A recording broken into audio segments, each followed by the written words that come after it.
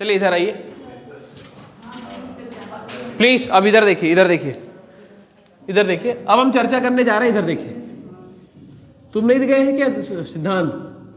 तुम पिक्चर नहीं जाते? हाँ जाता हूँ सर, जाओ यार जाओ, पढ़ो दबा के। लेकिन पीछे शैलेश क्या होता है? सिद्धांत, शैलेश सिद्धांत, तुम अपना अच्छा बनाओ यार। और क्या, इधर देखो। अब हम पढ़ने जा रहे हैं, ध्यान देना। Elastic constant for homogeneous and isotropic क्या मटेरियल। क्या पढ़ने जा रहे हैं? क्या पढ़ने जा रहे हैं? कांस्टेंट है। इलास्टिक इलास्टिक क्यों बोल रहा है बार बार? क्योंकि जो ये मटेरियल है, ये जो मटेरियल है वो लोडिंग कहां तक सब्जेक्टेड रहेगा? इलास्टिक लिमिट तक। और क्या देखने जा रहे हैं हम? कुछ कांस्टेंट्स की वैल्यू देखने जा रहे हैं। ध्यान देना, इस मटेरियल के लिए कुछ कांस्टेंट्स की वैल्यू देखने जा रहे हैं। ये कांस्टेंट आई कहां से है? हाँ, एक्सपेरिमेंट से, कहने का मतलब ये जो कांस्टेंट आया वो कहां से आया है? एक्सपेरिमेंट से आया है, टेस्टिंग से आया है। ये सही बोल रहा हूं, टेस्टिंग से आया है। ये बताता क्या है? ये रिलेशन स्टैब्लिश करता है। रिलेशन बताता है किसके किसके बीच? स्ट्रेस और स्ट्रेन के बीच। ये मटेरियल की प्रॉपर्टी है, क्योंकि जो मटेरियल की प्रॉपर्टी कांस्टेंट रहती है ना, ये मटेरियल की प्रॉपर्टी है, कांस्टेंट वैल्यू। तो कितने होमोजीनियस और आइसोट्रॉपिक के लिए कितने इलास्टिक कांस्टेंट होते हैं? Total number of elastic constant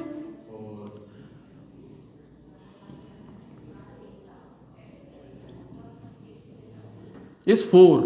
वो 4 क्या क्या है? और कांस्टेंट है मतलब समझ रहे हो ना, चेंज नहीं होगा। छोटा सा ले लो रॉड, बड़ा ले लो, वॉल्यूम कितना भी बड़ा ले लो, साइज कितना भी ले लो, एक बार जो टेस्टिंग से पता चल चुका है कि इस पर्टिकुलर मटेरियल का ई की वैल्यू इतनी है, तो कोई भी उसका साइज और शेप पे डिपेंड नहीं करेगा, है ना, वो हमेशा सेम ही रहेगा। तभी तो नाम कांस्टेंट है, कांस्टेंट वैल्यू। इधर आइए, तो 4 है। पहला है मॉडुलस ऑफ इलास्टिसिटी। मॉडुलस का मतलब क्या होता है? कांस्टेंट। मॉडुलस का मतलब क्या होता है? कांस्टेंट। तो इलास्टिसिटी कांस्टेंट, ऐसा कहने का मतलब। इसको एक और नाम है यंग्स मॉडुलस। किससे डिनोट किया जाता है, रिप्रेजेंट किया जाता है? कैपिटल ई से। दूसरा है शियर मॉडुलस और मॉडुलस ऑफ रिजिडिटी। इसको GCN, लेकिन जो ज्यादा फ्रीक्वेंट यूज होता है वो क्या होता है? G। ठीक है। Third, bulk modulus. Bulk modulus is also called volume modulus. Exam में एक बार ये टर्म यूज हो गया, वॉल्यूम मॉडुलस। वॉल्यूम मॉडुलस ये क्या होगा? K। And fourth one is Poisson's ratio. So Poisson's ratio जो होता है उसको रिप्रेजेंट किया जाता है म्यू से या फिर 1/m से। तो ये 4 इलास्टिक कांस्टेंट है। कौन से मटेरियल के लिए है? होमोजीनियस और आइसोट्रॉपिक के लिए। कहां से निकाले गए हैं ये? एक्सपेरिमेंट से, टेस्टिंग से। क्या बताता है? रिलेशन बताता है किसके किसके बीच? स्ट्रेस और स्ट्रेन के बीच। आइए देखते हैं जो एग्जाम में क्वेश्चन आता है। इसको लिख लीजिए, इसको हटाता हूं। इसको तेजी से लिख लीजिए, इस पर चर्चा करेंगे। जल्दी लिख लीजिए इसको। 4 नाम लिख लीजिए जल्दी से। इलास्टिक कांस्टेंट, क्योंकि इलास्टिक लिमिट तक ही हमको काम करना है पूरे स्ट्रेंथ ऑफ मटेरियल में। और हमारे पास मटेरियल भी हम लोगों ने फिक्स कर रखा है। जो हम स्ट्रेंथ ऑफ मटेरियल में जितने भी कंपोनेंट्स देखेंगे, they all are homogeneous and isotropic material, उससे बने होंगे। मटेरियल प्रॉपर्टी है ये। इलास्टिक कांस्टेंट जो है मटेरियल प्रॉपर्टी है, वो भी एक प्रकार की प्रॉपर्टी है, जो कि मटेरियल प्रॉपर्टी कांस्टेंट रहता है, चेंज नहीं होता है। वो किसी एक मटेरियल के लिए हम लोगों ने निकाल लिया तो वो हमेशा उतना ही रहेगा। Total number of elastic constant 4 है। इसको लिखिए, एक एक करके हम इस पर चर्चा करते हैं और एग्जाम में जो क्वेश्चन आए हुए हैं उस पर हम चर्चा करते हुए चलते हैं। पूरे स्ट्रेस स्ट्रेन डायग्राम का सबसे इंपॉर्टेंट टॉपिक है, बहुत बार एग्जाम में क्वेश्चन पूछा है क्योंकि ये बहुत बेसिक है।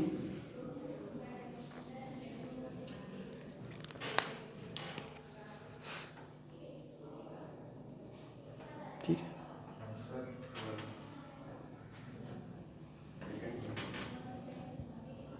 सेकंड, हाँ हाँ ऊपर से मिटा रहा हूँ।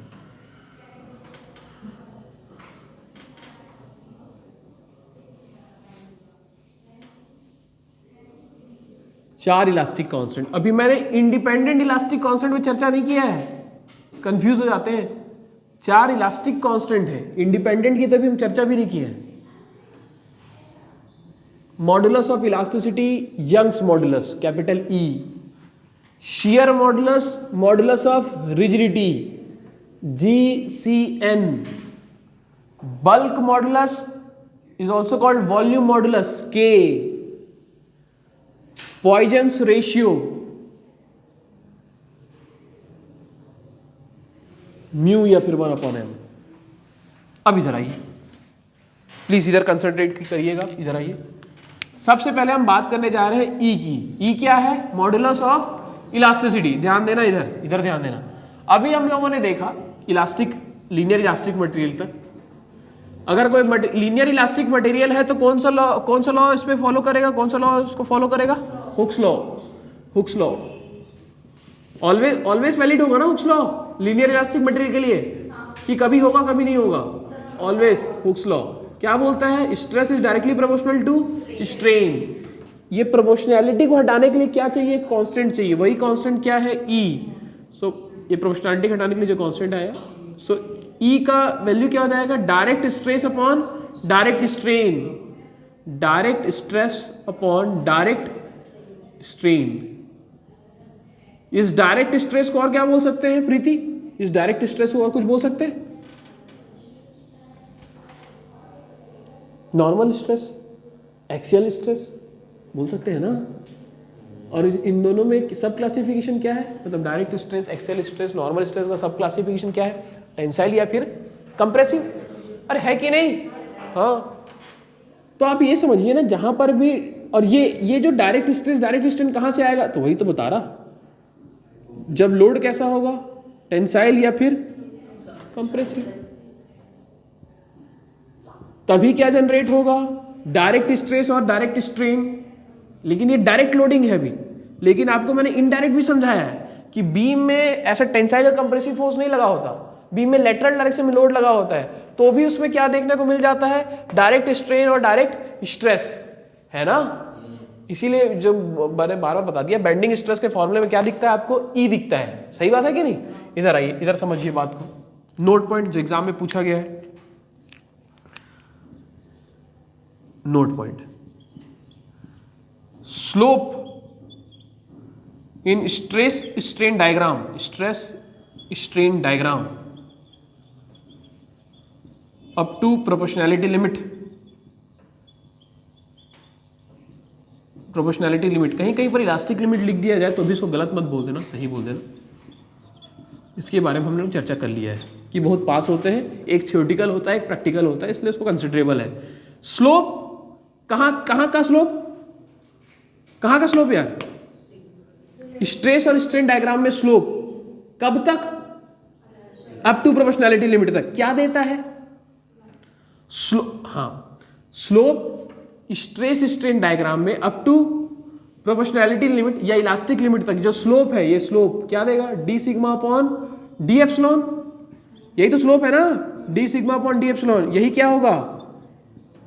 क्या होगा? Modulus of elasticity.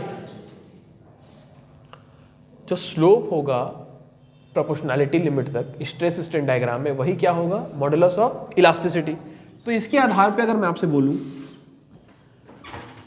सेकंड यही बताए तो जो एग्जाम में आता है उस पर हम चर्चा करना ही पड़ेगा। स्ट्रेस और स्ट्रेन, तीन अलग अलग मटेरियल आपके पास दे रखे हैं, इसमें से सबसे ज्यादा ई किसका होगा? पहले मटेरियल का, दूसरे मटेरियल का, कि तीसरे मटेरियल का? सबसे ज्यादा ई।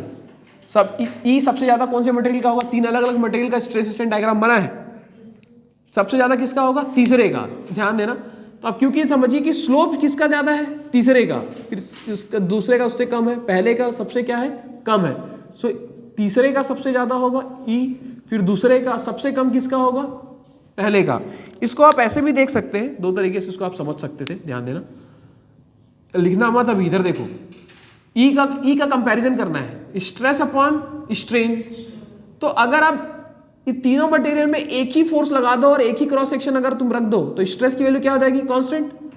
अरे मतलब ये फर्स्ट मटेरियल भी ऐसी बना दो, सेकंड मटेरियल भी ऐसी बना दो, थर्ड मटेरियल भी ऐसी बना दो, दैट मीन्स का क्रॉस सेक्शन एरिया सेम ही रख दो और सेम ही लोड लगा दो, तो लोड अपॉन एरिया।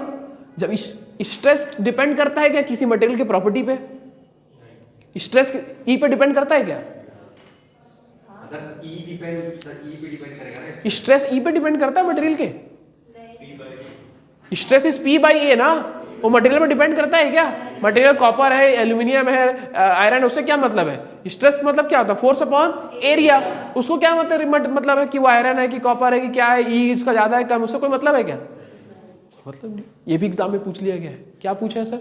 स्ट्रेस जो है मॉडुलस ऑफ इलास्टिसिटी पे डिपेंड करता है क्या? मटेरियल की प्रॉपर्टी पे डिपेंड करता है क्या? नहीं करता है ना, क्योंकि stress is force upon area ना। उसको तो मतलब ये है कि क्रॉस सेक्शन कितना है उस मटेरियल का और कितना उस पर लोड लगा है, वही तो स्ट्रेस है। उसको क्या मतलब है? ई कितना है ना? कौन सा मटेरियल है, अलग अलग मटेरियल का अलग अलग ई, उससे क्या मतलब है? समझ रहे हो? एग्जाम में आया हुआ है ये। स्ट्रेस जो है वो मटेरियल की प्रॉपर्टी पे डिपेंड नहीं करता ना यार। स्ट्रेस को क्या चाहिए? एक फोर्स चाहिए और एक एरिया चाहिए। सही बात है ना? क्रॉस सेक्शन एरिया चाहिए और लगने वाला फोर्स चाहिए। ध्यान दो। तो मैं क्या बोल रहा हूं, तीनों मटेरियल को एक ही क्रॉस सेक्शन का बना दो, एक ही लोड बना दो, तो stress is force upon area, तो स्ट्रेस क्या हो जाएगा? कांस्टेंट। तो क्या देखोगे तुम? अगर तुमको ई तीनों पे कंपेयर करना है तो तुम देखोगे क्या? ये तो कांस्टेंट हो गया, क्या देखोगे? स्ट्रेन देखोगे। तो पहले अगर स्ट्रेस तुमने कांस्टेंट रख लिया, सीधा सीधा लाइन ड्रॉ करो, सीधा स्ट्रेट ऐसा, तो तीसरे मटेरियल में स्ट्रेन सबसे क्या है? कम है ना? तो सबसे कम है तो ई सबसे क्या होगा? ज्यादा। तीसरे मटेरियल का ई सबसे ज्यादा। पहले में अगर देखो तो जो डिफॉर्मेशन है वो सबसे क्या है? ज्यादा। अरे है कि नहीं यार?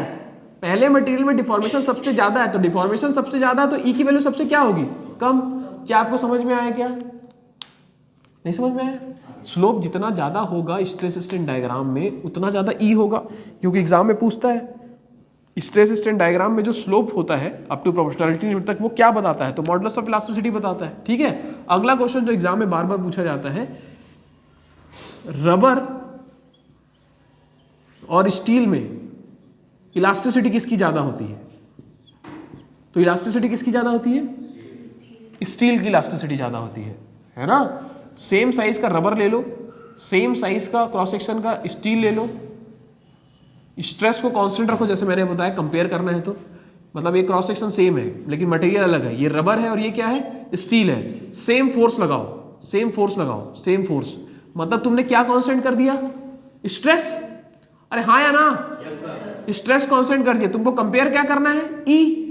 सो ई कंपेयर करना है तो जैसे तुम ई ऑफ रबर देखना चाह रहे हो यहां पर और ई ऑफ स्टील देखना चाह रहे हो। ई होता है stress upon strain, stress upon strain. कौन सा स्ट्रेस? डायरेक्ट स्ट्रेस और डायरेक्ट स्ट्रेन। हाँ या ना? आप समझिए बात को।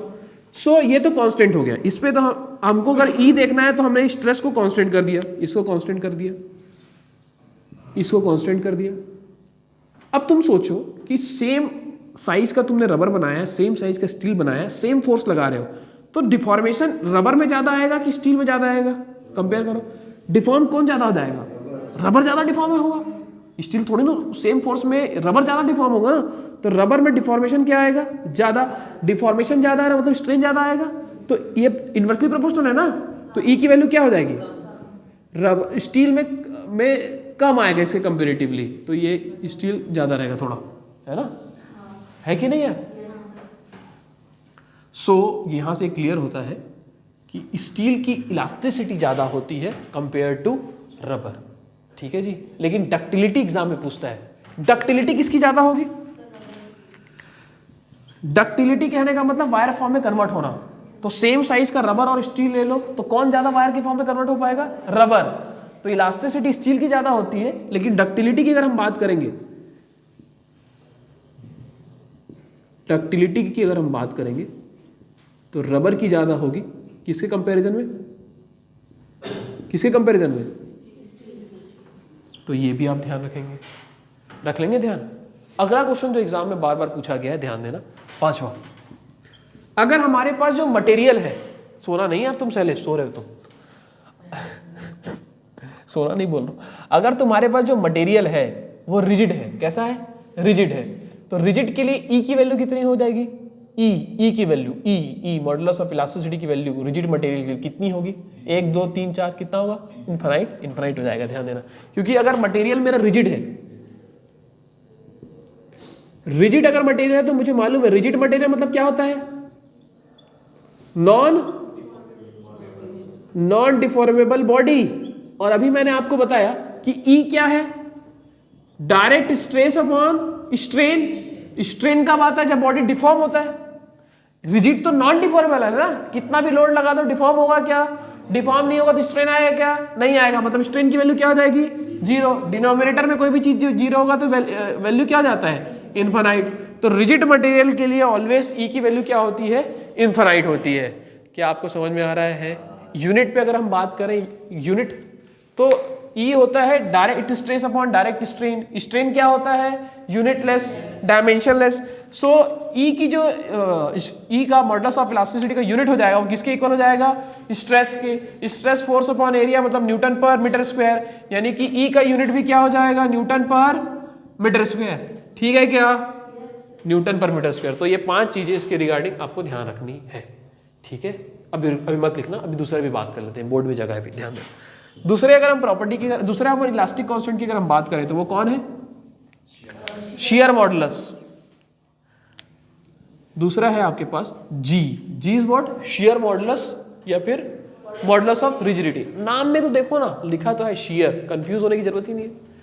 नाम में है शियर, तो इधर देखो हुक्स लॉ है stress is directly proportional to strain. तो इसके ये भी तो हुक्स लॉ बोल रहा है, लेकिन यहां पर अंतर क्या है? ये नॉर्मल स्ट्रेस है और ये नॉर्मल स्ट्रेन है। ये क्या है? शियर स्ट्रेस और क्या है? Shear strain. तो जहां पर भी जिस भी मटेरियल में शियर स्ट्रेस और शियर स्ट्रेन आ रहा होगा वहां पर कौन से इलास्टिक कांस्टेंट की हम चर्चा करेंगे? जी की, शियर मॉडुलस की। किसी मटेरियल में डायरेक्ट स्ट्रेस और डायरेक्ट स्ट्रेन आ रहा, नॉर्मल स्ट्रेस और नॉर्मल स्ट्रेन आ रहा, वहां पर कौन से इलास्टिक कांस्टेंट की बात करेंगे? ई की।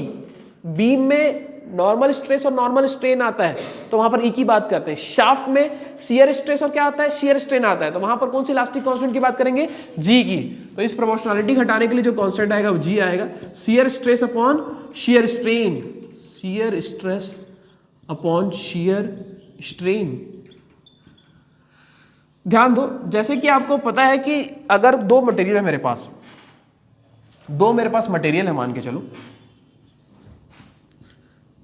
दो मटेरियल है, तो ये E1 और E2 है ना? तो दो मटेरियल, इसकी E जितना ज्यादा होगा इसका E बहुत ज्यादा है इसके कंपैरिजन में, ऐसा है। E1 is much greater than E2। तो इससे क्या होगा मटेरियल में? अगर मॉडुलस ऑफ इलास्टिसिटी किसी मटेरियल की बहुत ज्यादा हम बढ़ा रहे हैं तो इससे क्या होगा? डिफॉर्मेशन कम होगा, क्योंकि E is stress upon strain. जितना ज्यादा मॉडुलस ऑफ इलास्टिसिटी बढ़ेगा उसमें उतना ही कम क्या आएगा? स्ट्रेन आएगा, यानी कि उसमें डिफॉर्मेशन उतना ही क्या आएगा? कम आएगा, है ना? इसीलिए E को भी मैं बोला था कि E को क्या बोलते हैं? मटेरियल का क्या बोलते हैं? स्टिफनेस। क्योंकि स्टिफनेस क्या बताता है? Resisting ability against deformation. तो E भी तो वही बता रहा है, resisting ability against deformation. That mean E जितना ज्यादा होगा उतना ही कम क्या होगा? डिफॉर्मेशन होगा। सही बात है ना? सो मटेरियल का E जितना बढ़ता है मटेरियल में डिफॉर्मेशन उतना ही क्या होता है? कम। ऐसा मत समझना इलास्टिसिटी मतलब इलास्टिसिटी ज्यादा होगा तो वो ज्यादा डिफॉर्म हो जाएगा ऐसा मत समझना। इलास्टिसिटी ज्यादा है मतलब वो ज्यादा डिफॉर्म हो जाएगा, वो गलत है। इलास्टिसिटी ज्यादा है मतलब उसमें डिफॉर्मेशन क्या आएगा? कम। समझ रहे? स्टील की इलास्टिसिटी ज्यादा है, उसमें डिफॉर्मेशन कम है, इसलिए ज्यादा है। समझ रहे? जिसमें डिफॉर्मेशन ज्यादा होगा उसकी इलास्टिसिटी क्या होती है? कम। समझ में आया बात? इधर आओ। तो जी अगर ज्यादा होगा, किसी मटेरियल का अगर जी ज्यादा होगा तो उसमें शियर स्ट्रेन क्या आएगा? कम आएगा, है कि नहीं यार? जिस भी मटेरियल का जी ज्यादा होगा उसमें शियर स्ट्रेन क्या आएगा? कम आएगा। रिजिड मटेरियल के लिए जी का वैल्यू कितना हो जाएगा? रिजिड मटेरियल के लिए जी का वैल्यू कितना होगा? इनफाइनाइट ही हो जाएगा। रिजिड मतलब नॉन डिफॉर्मेबल, तो ना ही उसमें नॉर्मल स्ट्रेन आएगा ना ही उसमें शियर स्ट्रेन आएगा। तो डिनोमिनेटर 0 हो गया, मतलब जी का वैल्यू इनफाइनाइट हो गया। सही बात है।